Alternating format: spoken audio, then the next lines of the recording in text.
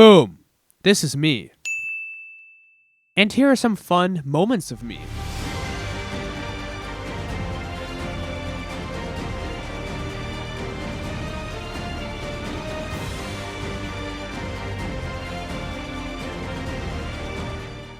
And this is Joe, but it's his first time on the channel.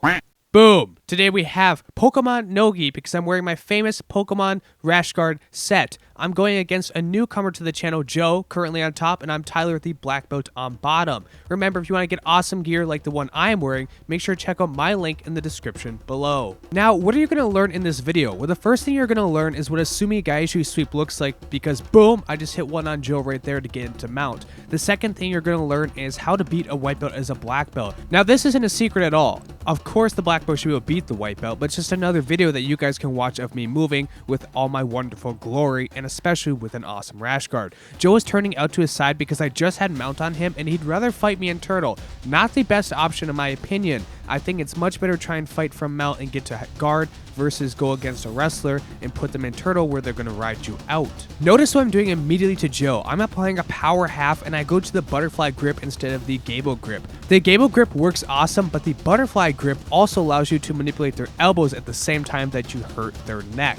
From here, I'm just trying to roll him over to take his back. You can definitely submit somebody with just the power half, but it's not very likely to happen if they're strong at all. If you want to know who it will work on, it'll work on that white belt in the background wearing a brown rash guard. Now I have the figure 4 on Joe and I'm looking for the choke, but he's rolling away from it, so I have to readjust my positioning. I never want to have my hips on the mat because that's how I don't have any weight on him. If your hips are on the mat, that means you have dead hips, and that doesn't make any woman happy. I roll Joe back to the side and now I'm putting the figure 4 on the opposite side using my left leg as the main power. This time I have my left arm going through looking for the choke. And I do have the gable grip and everything is looking pretty nicely except for my arm is over the chin. Now I could just go for the crank, but instead I'm going to lock up the rear naked choke where I put my hand over the head. He should try and peel my hand off his head because it's pretty easy to reach, but instead he's going to run out of time and he has to tap so he doesn't go unconscious.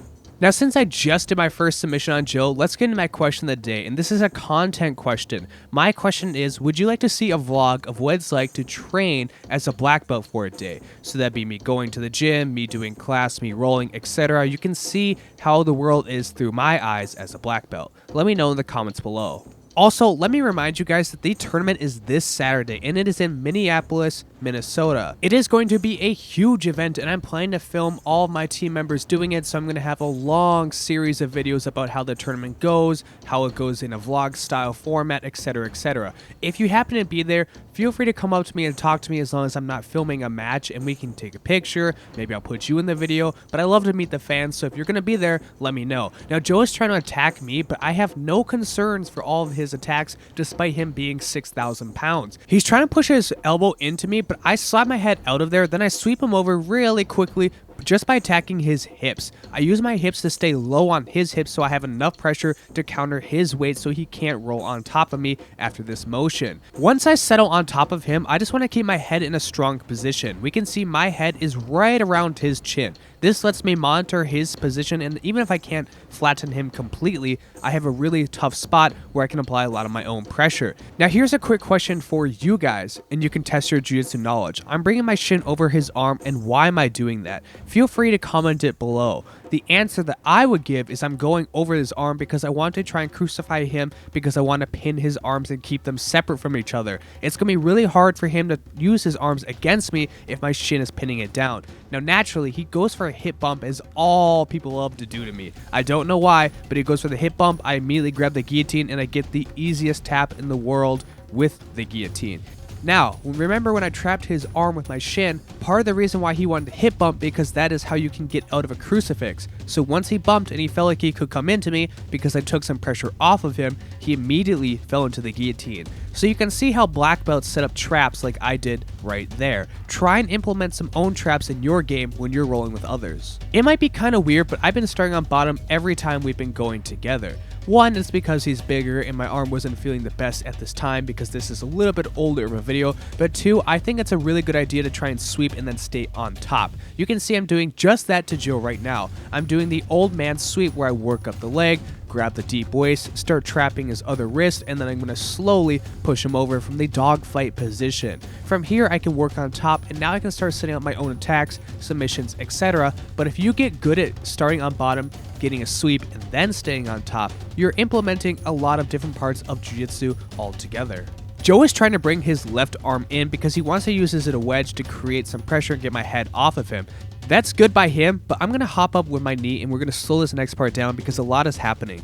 Once I have my knee up, I'm looking to cradle him so I can pass his guard. I never even had to connect my hands and I was still able to pass. Now once I do pass, I connect my hands and I'm looking for the guillotine. Once I have my hands locked, I go immediately into mount, and that has to be the first thing you need to stop. If I get to mount, I have way too much leverage to finish this choke. I bring my right leg higher, and now he has to tap, do the choke from the guillotine. You have to remember to fight hands and definitely do not give them mount because that is just too much leverage. Now we restart, and again I'm starting on bottom and I'm looking to attack Joe with a quick arm drag. This arm drag though is not going to work because he's able to pull it back in time, but that doesn't mean I'm going to stop after just one drag. It's important to attack multiple times, so I do just that. I grab his elbow and his armpit, then I start to work up. I keep his arm pinched to him and I get to my own feet. Once I'm on my feet, I still have this arm and then I shove him over. I complete another successful sweep, and now I can start to work on top from half guard with, again, some good head positioning. Good top control means you have to control their hips, and I'm doing just that. I have my hands down by his hips, but I also have some good pressure with my right leg. I don't want his hips to be able to move freely. Now again, I'm looking to move over his arm, and it was very easy to staple his arm to the mat. He is going to be able to free his arm this time, however, but it was still a good thing to go for because it's let me work my next escape. I have a really strong bonus head with my left arm across his neck, and I'm able to get to 3/4 mount because he's in half guard on the wrong side. That is a really strong benefit about attacking their neck. You can shift their weight, and then I can do a back step to get out of 3/4 mount and work into side control. Again, he's deciding to drive into me, so naturally I have to go for the guillotine. I don't know what it is, but people just love to push into me anytime they have space. If they give you space, it's generally a trap. Like a moth to the flame, Joe went for the trap and I was able to guillotine him. Now we start again in this new round, and this time we are standing, but the round is just about to end, so you're not going to see any fancy takedown. Nonetheless, it was a good job by Joe, and man, look how fancy I am with that gear. That brings us to the end of the video, but here's a secret if you stayed here so far. Tonight I'm training at a different gym.